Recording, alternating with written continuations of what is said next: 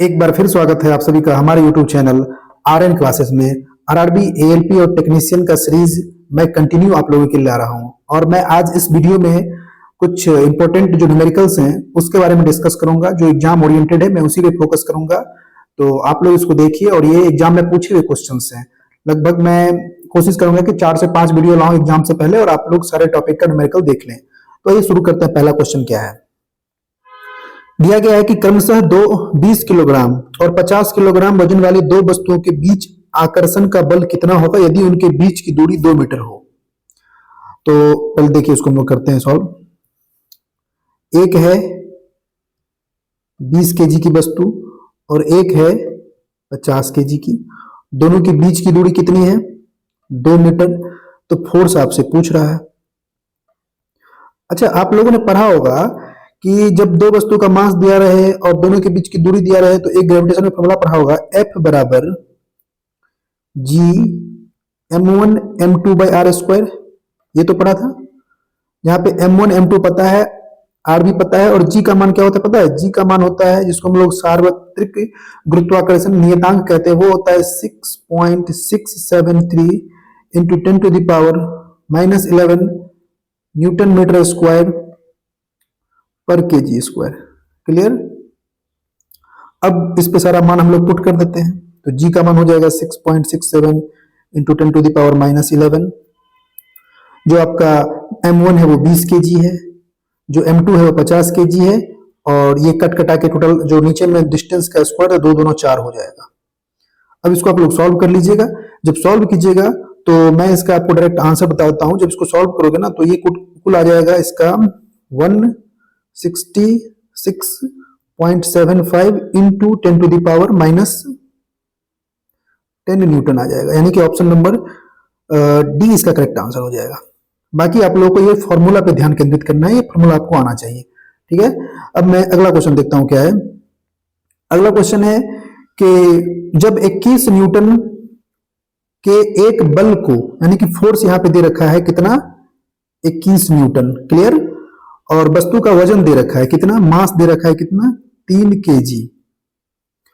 तो पूछ रहा है त्वरण कितना होगा, यानी कि त्वरण आपसे पूछ रहा है, एक्सीलरेशन आपसे पूछ रहा है कि वो कितना होगा। देखो, जब भी न्यूमेरिकल सॉल्व करना हो उसमें एक चीज ध्यान रखना कि क्वेश्चन में क्या दिया हुआ है उसको पहले लिख लो, फिर पता करो कि क्या पूछ रहा है, और फिर दिमाग में दोहराओ कि इसके फार्मूला कोई ऐसा कोई फार्मूला बना है जो इन तीनों को एक साथ रखा हो, बस लगा दो। बाकी थ्योरी आए ना आए, फार्मूला उसका उपयोग आना चाहिए, न्यूमेरिकल बन जाएगा।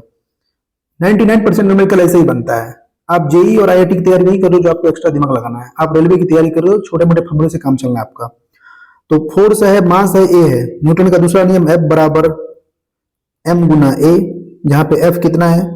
21 न्यूटन है, मास है 3 और ए तो पूछ ही रहा है। इसको थोड़ा और सॉल्व करेंगे तो ए बराबर हो जाएगा 21/3, कट कटा के 7 मीटर पर सेकेंड स्क्वायर आ जाएगा। ठीक है, अगला क्वेश्चन हम लोग देखते हैं। आइए, अगला क्वेश्चन क्या कह रहा है, यदि 10 केजी द्रव्यमान की किसी वस्तु पर, फिर देखो द्रव्यमान यानी कि मास दे रखा है कितना? 10 केजी। बल फोर्स दे रखा है कितना? 20 न्यूटन। त्वरण पूछ रहा है, वेरी इजी क्वेश्चन। अभी पढ़ाया हूं आप लोगों को कि F बराबर m इंटू ए होता है। F दिया गया है 20 न्यूटन, m है 10, a पूछ रहा है, तो a बराबर क्या हो जाएगा? 2 मीटर पर सेकेंड स्क्वायर। कहां गया ऑप्शन नंबर? देख लो, बी इसका करेक्ट आंसर हो जाएगा। आइए अगला क्वेश्चन देखते हैं क्या है। दो प्रतिरोध R1 और R2 समानांतर में जुड़े हुए हैं, यानी कि कुछ पहले इसका फिगर हम ऐसे करें, ये समानांतर में हुआ, ये इसका दिया प्रतिरोध R1 और इसका दिया गया R2। उसका तुल्य पूछ रहा है, यानी कि R नेट पूछ रहा है, दोनों का सम कितना होगा। आपको पता है कि जब भी ये समानांतर में जुड़ा रहता है तब जो फॉर्मूला निकल के आता है 1/R नेट बराबर 1/R1 प्लस 1/R2। यहाँ पे 2 है तो 2 ही लिखना। अब इसको सॉल्व कर लोगे तुम लोग तो 1/R नेट हो जाएगा, इसको करोगे तो इसका लघुत्तम हो जाएगा R1 R2 और ऊपर में हो जाएगा ये R1 प्लस R2। आपको ये निकालना है तो करना क्या, अभी निकल गया था ना कि 1/R आर नेट बराबर R1 प्लस R2 बटा में R1 R2। इसको ऊपर ले जाओगे आर नेट को तो ये आ जाएगा R1 R2 बटा में R1 plus R2। Option number देख लेते हैं कौन सा है इसका। ऑप्शन नंबर ए इसका करेक्ट आंसर हो जाएगा, ध्यान रखिएगा। ऑप्शन नंबर ए इसका करेक्ट आंसर हो जाएगा। आइए अगला क्वेश्चन हम लोग देखते हैं। अगला क्वेश्चन क्या है? अगला क्वेश्चन है कि निम्नलिखित में से कौन सा विकल्प क्रमशः सर्किट की धारा और तुल्य प्रतिरोध के क्रम में दर्शाता है? तुल्य प्रतिरोध का मतलब सबका सम। यहाँ पे 4 दिया गया, 2 ओम, 4 ओम, 3 ओम और फिर 3 ओम का। तो आपको पता है कि ये किस श्रेणी में है, बताओ? ये समानांतर में या श्रेणी में है? तो ये श्रेणी संयोजन है, समानांतर में पैरेलल में नहीं, ये श्रेणी संयोजन है। और श्रेणी संयोजन में जब रहता है उस समय जो फॉर्मूला होता है are equivalent R1 R2 R3 और R4। देख लो क्या क्या है, 2 ओम, 4 ओम, 3 ओम और फिर एक 3 ओम, सबको ऐड कर दो, 2 4 6 3 9 3 12, समतुल्य निकल गया 12 ओम। और धारा इसमें जो वोल्टेज अब कितना पास हो रहा है, 6 वोल्टेज पास हो रहा है। पूछ क्या रहा है? धारा पूछ रहा है। तो आपने तुल्य प्रतिरोध निकाल दिया 12 ओम। देखो 12 ओम कहाँ है, वैसे 2 में 12 ओम है, अब इसमें भी छांटना है हमको। धारा फार्मूला, ओम्स का फार्मूला कहता है V बराबर IR। V दिया गया है, आपने R निकाल लिया है, I आपको पूछ रहा है, तो I बराबर हो जाएगा V बटा R। V है 6 और R है 12। इसको कट करोगे तो 1/2, थोड़ा और इसको सॉल्व कर लोगे तो 0.5 एम्पियर, क्योंकि धारा का यूनिट क्या होता है, एम्पियर होता है। देख लो 0.5 एम्पियर और 12 वोल्ट, 12 ओम। ऑप्शन नंबर डी इसका करेक्ट आंसर हो जाएगा। इसमें दो कंसेप्ट, एक श्रेणी क्रम में कैसे जोड़ते हैं और दूसरा ओम्स का नियम से आई निकाल दिया। बस 2 कंसेप्ट है इसमें, इससे ज्यादा कुछ नहीं है। अगला क्वेश्चन देखते हैं क्या है। अगला क्वेश्चन है क्रमशः 2 ओम और 3 ओम के 2 प्रतिरोध। देखो एक प्रतिरोध है 2 ओम का और एक प्रतिरोध है 3 ओम का। इन दोनों को श्रेणी में जोड़ा गया है, ठीक है। किसके साथ? तो एक 15 वोल्ट के बैटरी के साथ, 15 वोल्ट के बैटरी के साथ जोड़ा गया। तो R2 में प्रवाहित धारा का मान ज्ञात कीजिए। ये हमारा R1 है और ये हमारा R2 है। तो इसमें धारा का मान आपसे पूछ रहा है। सबसे पहले क्या करना है, एक कंसेप्ट ध्यान रखना है कि जब भी श्रेणी क्रम में होगा प्रतिरोध, जब भी श्रेणी क्रम में होगा तो धारा इसका पूछे या इसका पूछे धारा समान जाएगा, ठीक है। अब सबसे पहले हम लोग R नेट निकाल लेते हैं, R तुल्य निकाल लेते हैं। R तुल्य श्रेणी में है तो दोनों को जोड़ दीजिए खटाखट। 2 + 3 निकल के आ गया 5 ओम, क्लियर। अब धारा फिर पूछ रहा है आपसे, तो V बराबर होता है IR ओम्स के नियम से। वोल्टेज दिया गया है 15, धारा पूछ रहा है और R आप निकाले हैं 5। इसको जब सॉल्व कीजिएगा तो धारा निकल के आ जाएगा 3 ampere. Very easy question. Option number 20 का करेक्ट आंसर हो जाएगा। क्या आपने इसे सीखा? कितना अच्छा मतलब ये कॉन्सेप्ट लगा, इस पे आप लोग उसको देख सकते हैं। अगला क्वेश्चन ये देखते हैं क्या है। अगला क्वेश्चन है कि 2.5 मिली एम्पियर की एक धारा, मतलब करंट इस बार दे रखा है कितना, 2.5 मिली एम्पियर, और प्रतिरोध भी दे रखा है कितना, 2 ओम। किसी चालक से होकर ये प्रवाहित हो रहा है। तो चालक के सिरों के मध्य विभवांतर ज्ञात की, यानी कि आपसे वोल्टेज पूछ रहा है। तो आपका ओम का नियम पढ़े है ना कि V बराबर क्या होता है IR। देखो यही एक फॉर्मूला जो हर जगह लगना है, बस तोड़ मरोड़ के डायरेक्ट V पूछ रहा है। I दिया है कितना, 2.5 और R है 2, दोनों को गुना करोगे तो ये आ जाएगा 5 माइक्रो वोल्ट। 5 वोल्ट मत टिक कर देना क्योंकि यहाँ पे M है ना, तो M में ऑप्शन नंबर ए इसका करेक्ट आंसर हो जाएगा। आइए अब अगला क्वेश्चन देखते हैं क्या है। ये बहुत ही शानदार क्वेश्चन है, इसको हम सॉल्व करते। देखो समतुल्य निकालना है। मैं इसमें से बस थोड़ा सा फिगर काट के निकाल लेता हूं। कुछ ऐसा है, कुछ ऐसा है। ये है 3, ये भी है 3 और ये भी है 3। इसमें देखो, इसमें ना तो तीनों श्रेणी में है ना तो तीनों समानांतर में है। तो क्या है फिर? अगर हम इस पॉइंट को और इस पॉइंट को पकड़ लें तो ये दोनों तो श्रेणी में आ जाता है। ये दोनों किस में है? श्रेणी में है। देख लो तुम, इसको अगर खोलोगे तो ये दोनों श्रेणी में निकल जाएगा। तो सबसे पहले हम लोग क्या करते हैं, अच्छा इसका नाम हम दे देते हैं R1, इसका नाम दे देते हैं R2 और इसका नाम R3। पहले इन दोनों श्रेणी वाले को जोड़ लेते हैं। तो R जो श्रेणी में है RS बराबर हो जाएगा R1 जोड़ R2, 3 + 3 = 6 ओम निकल के आ जाएगा। अब ये कैसा हो गया, देखो तुमने इनको जोड़ के बना दिया 6 ओम और एक जो है सो 3 ओम पास कर रहा है इसके समानांतर में। अब इन दोनों पे लगाओ कौन सा फॉर्मूला, समानांतर वाला, 1/r नेट क्या हो जाएगा, 1/r जो सीरीज में आपने निकाला है प्लस 1/r3। इसको हम लोग जब सॉल्व करेंगे थोड़ा सा और, तो क्या हो जाएगा 1/r नेट जो हो जाएगा 1/r सीरीज 6 निकला था और उसके अपोजिट में 3 ओम था। इसको सॉल्व करोगे तो क्या हो जाएगा 1 + 2 3 हो जाएगा जी, हाँ 3 दूना 6 2 1 2, तो 1/rn बराबर हो जाएगा 3/6। इसको और कट करोगे तो आर नेट निकल के आ जाएगा 2 ओम। देख लो ऑप्शन में है या नहीं, ऑप्शन नंबर ए इसका करेक्ट आंसर हो जाएगा। समझ में आया ना क्या करना है, पहले इन दोनों को सीरीज वाले को सॉल्व कर लो। अब ये दोनों जो सीरीज में है उसको सॉल्व करने के बाद आया 6 ओम, और वो दोनों जो सीरीज में था किसके पैरेलल में, 3 ओम वाले के पैरेलल में। अब यहाँ पे पैरेलल का फॉर्मूला निकाल के तुम नेट निकाल लोगे। क्लियर। अगला क्वेश्चन देखते हैं क्या है। अगला क्वेश्चन है कि अगला क्वेश्चन किससे है, अच्छा इससे है, लेंस से है। एक वस्तु अभिसारी लेंस से 25 सेंटीमीटर की दूरी पर रखी गई है। तो अभिसारी लेंस हम लोग किसको कहते हैं पता है, उत्तल लेंस को कहते हैं। उत्तल लेंस कुछ ऐसा होता है पता है आप लोगों को, वस्तु किधर, अच्छा उत्तल लेंस का जो फोकस होता है यहाँ पे होता है, आपको पता होना चाहिए चीज। वैसे 2 फोकस होता है लेकिन हम लोग इस फोकस पे काम करते हैं। और ऑब्जेक्ट इस साइड होगा, कितना दूरी पे रखा गया है, 25 सेंटीमीटर की दूरी पे रखा गया है। ठीक है, मान लो कि यू जो है वो 25 सेंटीमीटर, और जो उसकी लेंस से 30 सेंटीमीटर की दूरी पर वस्तु की का वास्तविक और उल्टा प्रतिबिंब बनता है। प्रतिबिंब का कुछ यहां बनना है, इसका कितने दूरी पे, तो 30 सेंटीमीटर की दूरी पे बन रहा है। पूछ क्या रहा है, आवर्धन पूछ रहा है, m का मान पूछ रहा है।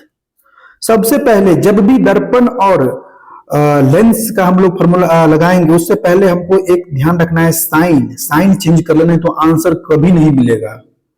अब देखो जब हम लोग उत्तल लेंस की बात करेंगे तो उत्तल लेंस का जो u होगा वो हमेशा माइनस में होगा, तो u का मान कितना हो जाएगा, -25 हो जाएगा।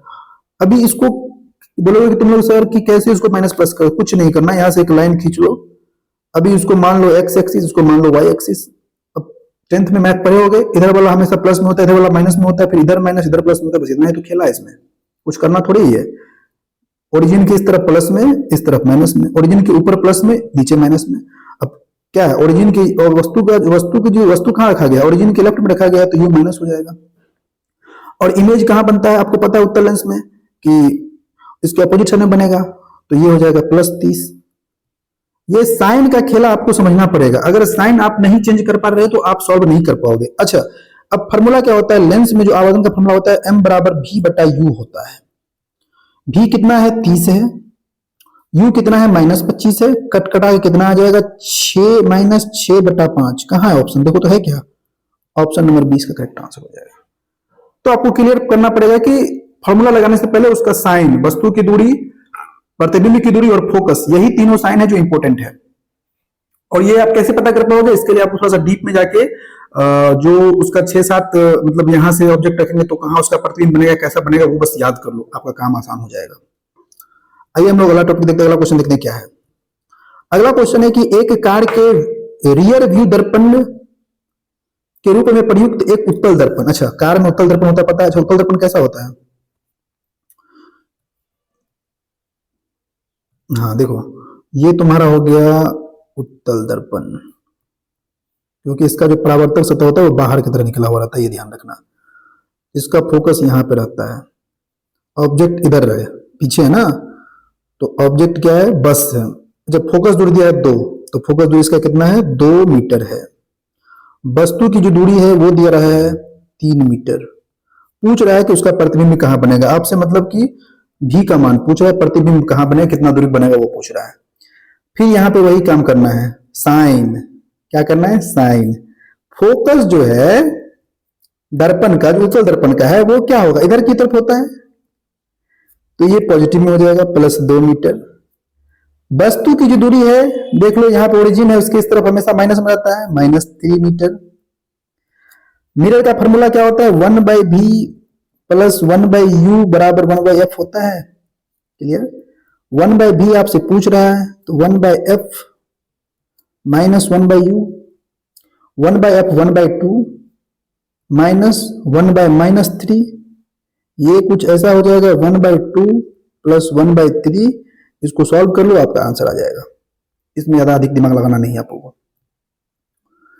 अब देखो ये क्वेश्चन क्या है भाई, ये माध्यम ए है और माध्यम बी है। एक क्वेश्चन में थोड़ा सा एक चीज छूट रहा है, अपवर्तनांक पूछ रहा है। अपवर्तनांक पूछ रहा है किसका, माध्यम बी का। किसके सापेक्ष में, माध्यम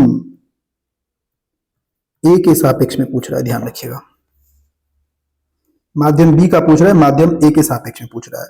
तो बहुत आसान क्वेश्चन है। अपवर्तनांक का फॉर्मूला आपको पता होना चाहिए। अपवर्तनांक का फॉर्मूला, जब ये दिया रहे, इसका एंगल दिया रहे, जिस माध्यम का पूछ रहा होगा, जिसके सापेक्ष में, तो ऊपर में रखना है जो सापेक्ष वाला माध्यम है, माध्यम ए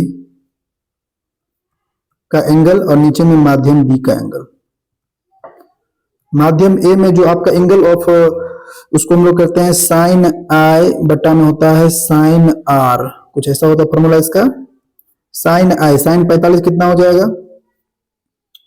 थोड़ा सा मेरे को और जगह चाहिए इसमें, क्या करूं, इसको थोड़ा सा मिटा देता हूं।